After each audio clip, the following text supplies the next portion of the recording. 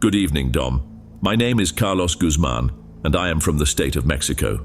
Currently, I work as a forensic doctor at a respected hospital in the city, the name of which I prefer not to mention to avoid complications. My goal here is to share my experiences with the utmost sincerity and detail. My story begins in the distant year of 2003, when I was 33 years old.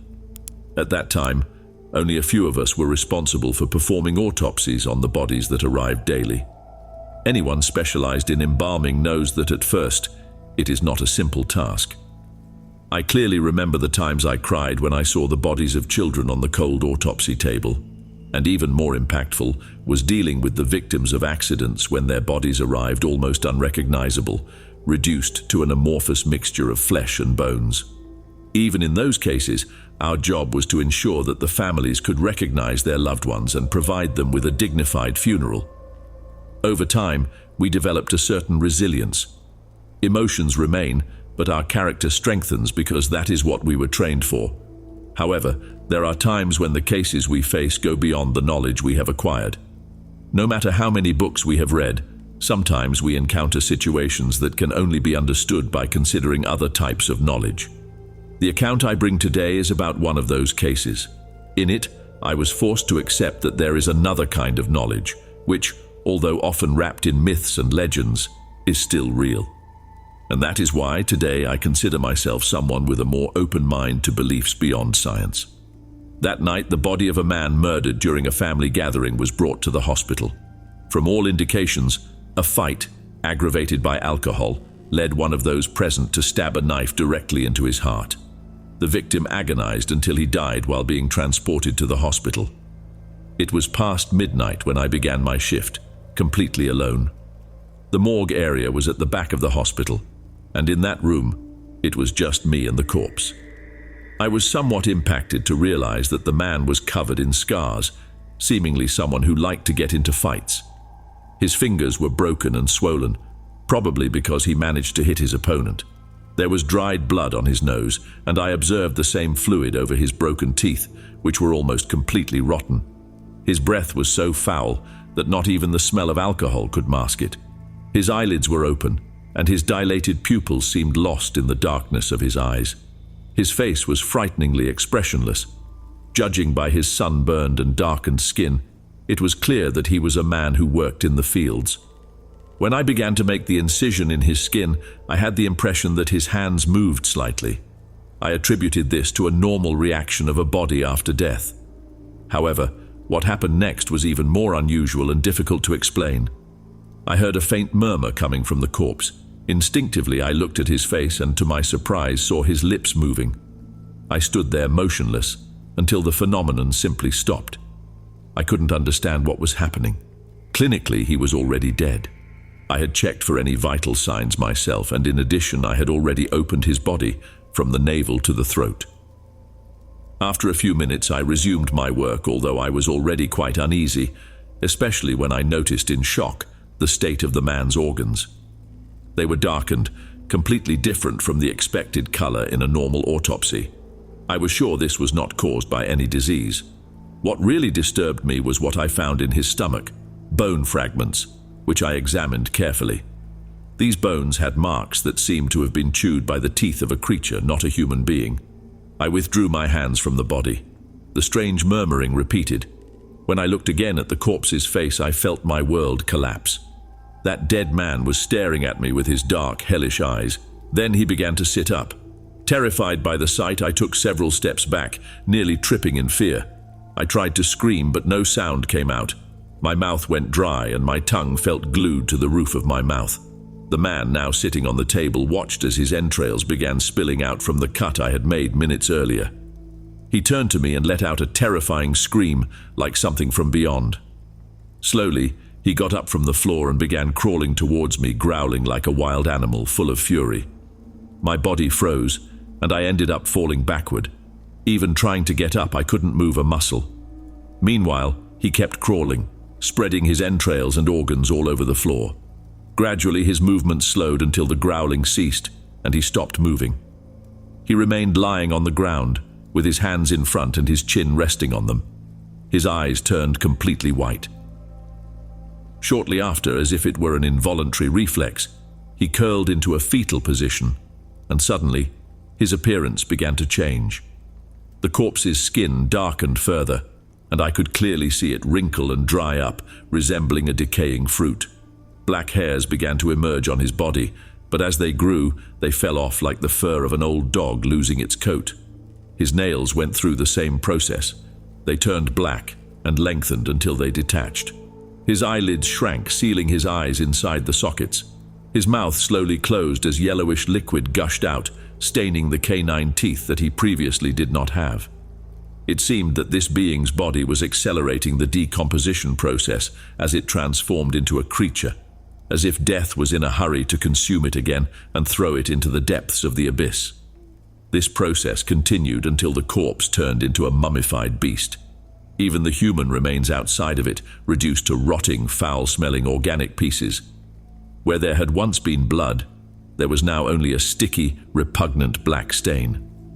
I couldn't believe what I was seeing. Shock consumed me and my whole body trembled uncontrollably until I suddenly lost consciousness.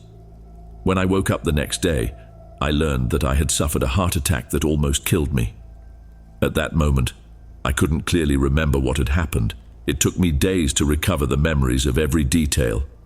Curiously, they never found the body of that creature, or at least that's what my colleagues told me. The man's name had also disappeared from the list. It was as if he had never entered the morgue or been on that table with me that night. I examined the place myself and found not even a single stain. Months after that episode, unable to sleep properly anymore, I decided to seek out a well-known healer in my community. Talking to him brought me the peace I had long needed, confirming that what I experienced that night could indeed have been real. The healer told me that the body might have belonged to a Nahual sorcerer who, before going to hell, wanted to show me how terrifying the death of one of them can be. To this day, I wonder if I was the only one to see that body that night, or if perhaps they are hiding something from me. Despite this, I continue with my work, aware of what may come with it. Even though many do not believe, I still see that sorcerer, sometimes as a man, other times as a beast. He appears lying on the table or inside the refrigerated chambers, always with the same mummified appearance I last saw. Perhaps it is his soul, unable to rest in hell. I don't usually talk about these experiences, mainly because my fellow doctors dismiss them as mere hallucinations caused by the heart attack I suffered. I listen to them in silence and laugh internally because, as the healer said, I was lucky to perform the autopsy of a Nahual and see him die for the second time. I hope my account has pleased you. Thank you very much. Before we move on to the next story, if you're new here, don't forget to subscribe to the channel and activate the notification bell to receive the next stories. Your presence is important and your support is essential. Well, let's continue.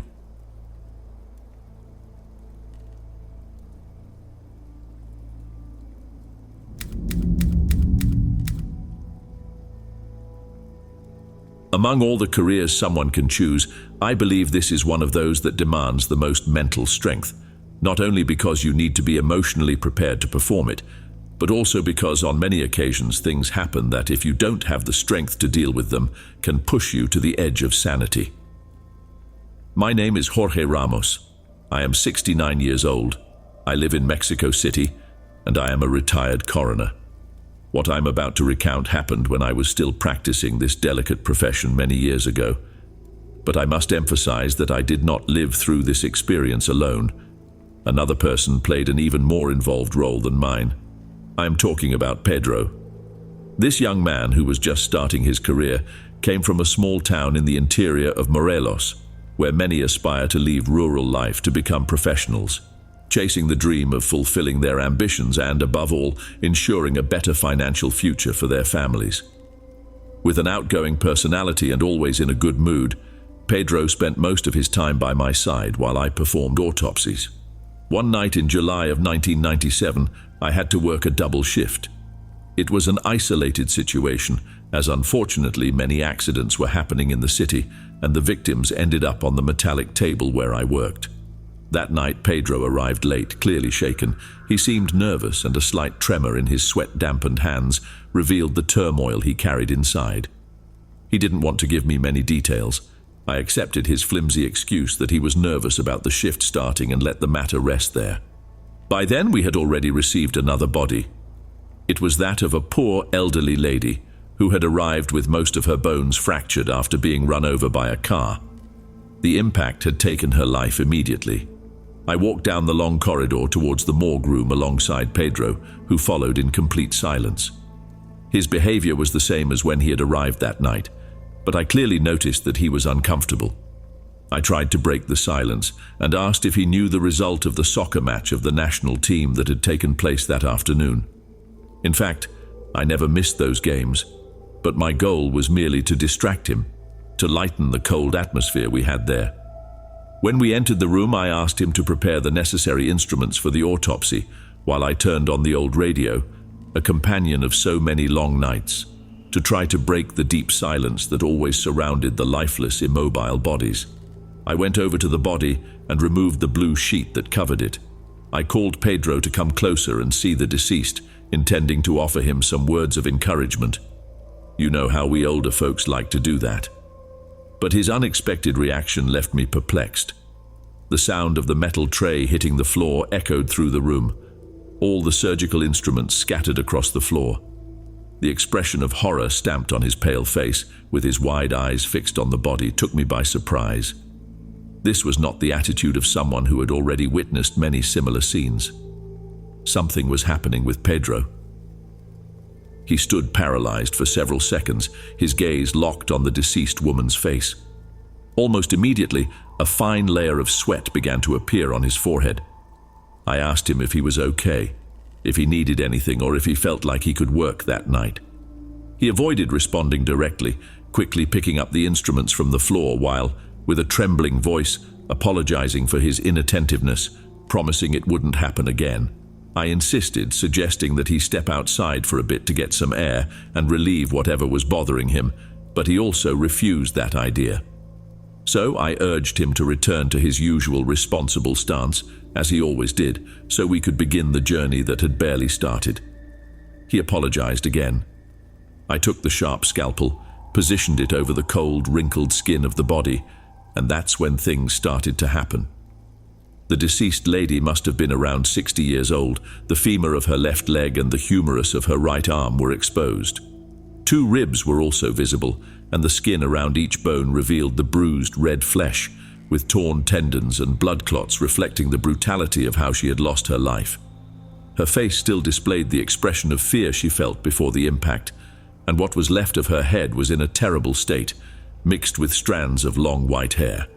It was my colleague who noticed first, or at least that's what I believe, because when I noticed his fixed gaze on the woman's face, I also realized that her eyes seemed to have moved.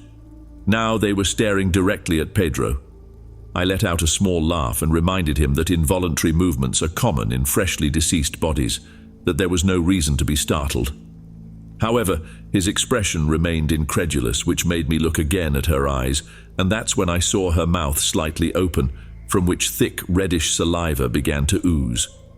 Without taking my eyes off Pedro, I ordered him to react, to grab a cloth and cover the body's mouth while I continued the incision. He hesitated, but when he finally reached out to wipe the area, the most impactful moment of that night occurred. Pedro's scream of pain almost froze my soul. I swear I saw it with my own eyes. He recoiled, clutching his right hand, from which a finger was now missing, the same finger that was now in the mouth of that body, whose face bore a macabre smile. Without hesitation, I took him out of there and rushed him straight to the infirmary so they could clean the wound and treat him. The poor boy wouldn't stop screaming, terrified, repeatedly asking if I had seen what the corpse had done to him. I was completely paralyzed by what I had just witnessed. I had seen several post-mortem reactions, but never in my entire career had I witnessed a deceased person biting off someone's finger with their decayed teeth. After sedating him so he could rest, the on-duty doctors were informed of the incident. None of them wanted to go anywhere near the morgue, let alone face the elderly woman.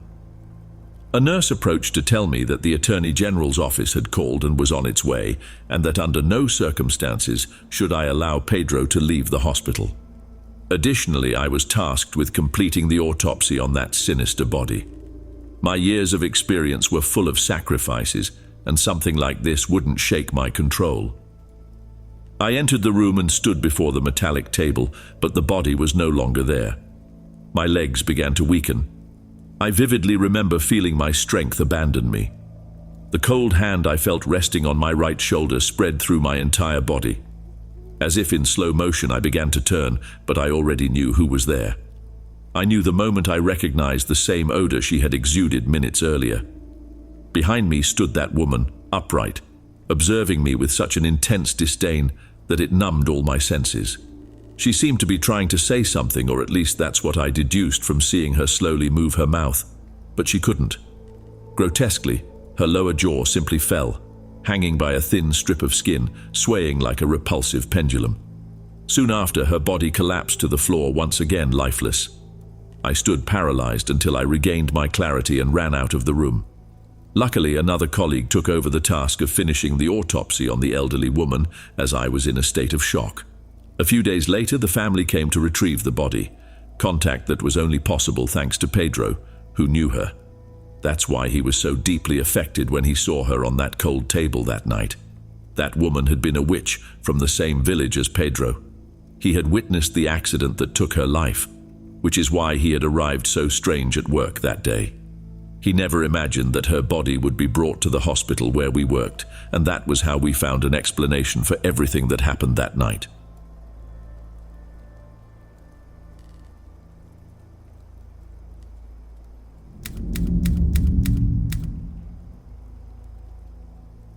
Good evening, Dom. My name is Eduardo, born in Campeche.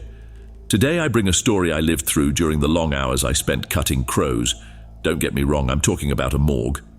I was a forensic doctor for many years, but today I'm retired. I have numerous accounts, but today's story will be a short one, and perhaps the most repulsive of all, in my opinion, as the others were much calmer. I was 39 years old at the time. The body belonged to an elderly woman, lifeless for 2 days already. She had been found in a room, being eaten by dozens of rats. Just to give you an idea of the scene, the body had several parts of the skin gnawed off by bites, and what was left was wrinkled, repulsive, and purple. The already rotting wounds were covered by a yellowish layer of pus, which was still slowly oozing, like lava from a volcano. I spent quite some time cleaning her before starting the work, holding back my nausea. I used pieces of cloth to clean the body, throwing each one into a trash bin next to me. 3 phalanges were exposed on her left hand, while rows of ribs on one side contrasted with the human tissue covering the rest, already reddish. I started cutting her with as much care as possible because the flesh would disintegrate at the slightest touch.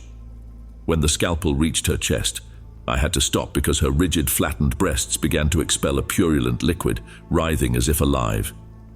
Feeling nauseated, I paused. I left the room and stood outside, trying to get some fresh air. A few seconds later, I saw a rat running down the hallway, and it left me dazed. That hospital was one of the cleanest places I knew, so it was almost unbelievable to see a rodent there. What was most curious was that it was running directly toward me. I was perplexed when it reached the door where I stood and started trying to get in. Normally, animals like that avoid humans, but this rat seemed oblivious to my presence. Suddenly, I heard a set of squeaks coming from inside the room. I looked back at the rat, and at that moment I understood what was happening. I quickly opened the door, and what I saw left me in shock. The woman's body was covered in ravenous rats, devouring her while making continuous noises. In a desperate act, I grabbed one of the cloths and started driving the rats away, hitting them with the fabric. Some fell to the floor, and shortly after, I saw them escape through a window that I swear was not open before. As soon as the last rat left, I shut the window. It all seemed like madness. When I turned my attention back to the body, I prepared myself for what would be a devastating sight. But what I saw was something even darker, beyond what any mind could imagine. The woman was sitting on the metal table, her open eyes fixed on me. Her face, nearly unrecognizable due to decomposition, displayed a toothless smile with dark, slimy gums. It felt like she was smiling consciously, or at least that's what I sensed. A grotesque vision, overwhelmingly impactful, the true art of abomination. It was a sordid spectacle. From the woman's open abdomen, which I had previously cut with the scalpel, a rat emerged, barely managing to escape. However, she quickly captured it with her hands, as if she had the instinct of a predator. As if the terror she caused wasn't enough, she began to squeeze the rat, trying to crush it to death. The pressure she applied caused her already decaying body to release that repugnant pus once again. Her eyes seemed on the verge of popping out of their sockets. She stopped laughing but continued to open her mouth wider and wider until her jaw broke in such a way that her chin hung lifelessly over her throat. I left that room with the same terror the rats felt as they fled from me. I woke up in another room having fainted. If it weren't for the support of my colleagues, I probably would have been admitted to a psychiatric hospital. However, it took me 6 months before I could work on another body. To this day, I don't know who that woman was, whether she was a witch or just someone insane.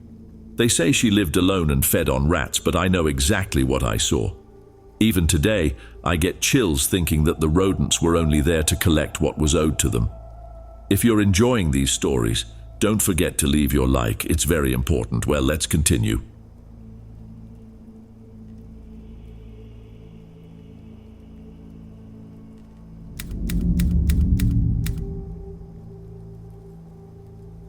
Good evening, everyone. I would like to share a recent experience.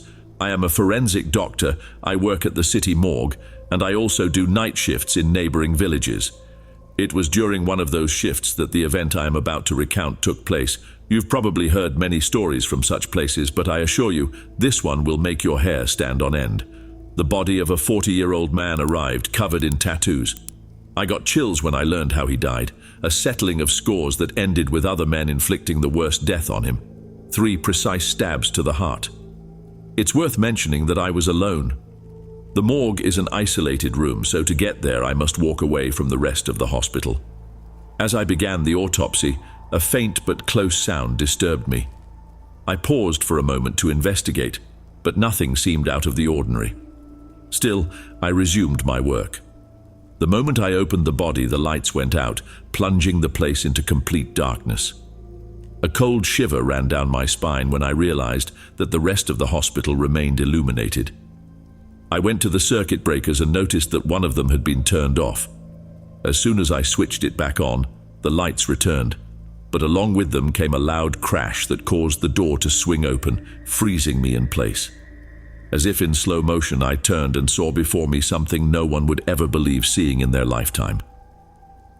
Next to the table where the body lay was a gigantic creature standing on its hind legs. To describe its appearance, and for you to understand what I saw, you would have to behold the indescribable itself. Its aspect was demonic and inhuman, with features that bore no resemblance to anything we know. Its deep-set eyes shone like beacons, fixed on the body, showing pure disdain. It growled with fury as it approached with its sharp claws. I stayed glued to the wall, unable to move. My heart raced as I watched that creature tear open the corpse's throat and then lick the blood that slowly dripped from the wound. Amid the little clarity I had left and realizing that it wasn't interested in me, I slid along the wall until I reached the door and slipped out. When the other staff members, terrified, heard what I had witnessed, they called the police. No one dared enter the morgue until the authorities arrived. They didn't find any animal, but they also didn't find the body. I was off work for several weeks, unable to return. I had never paid much attention to stories about Nahualis, also known as shamans or witches reputed to manipulate the spiritual world, but I needed to delve into the subject to try to understand what I had witnessed. That's how I managed to overcome the trauma. They say these witches suck the blood of their victims as part of some ritual. It is suspected that the deceased had been involved in such things, which would explain why the creature sought him out, even in death. Days later, the body was found in a rural area a few kilometers from the hospital. It was identified by the tattoos, as the face was disfigured, as if it had been devoured by an animal.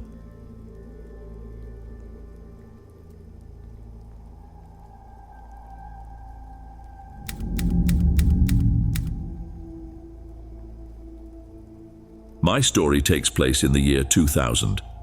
I am a doctor specializing in embalming, and I work at a hospital in a city in my beloved Mexico, with no need to mention the name of the place.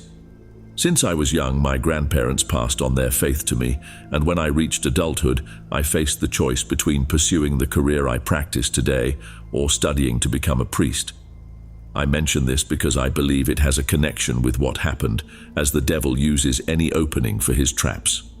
I worked the night shift, and surrounded by bodies, time seemed to drag on. There was a nurse, Rodrigo, who occasionally chatted with us, and his curiosity about the dead became evident over the nights. He always asked to watch our work during his breaks, which became a common occurrence. In my case, I allowed his presence because it made the job less repetitive. It was a Tuesday in July.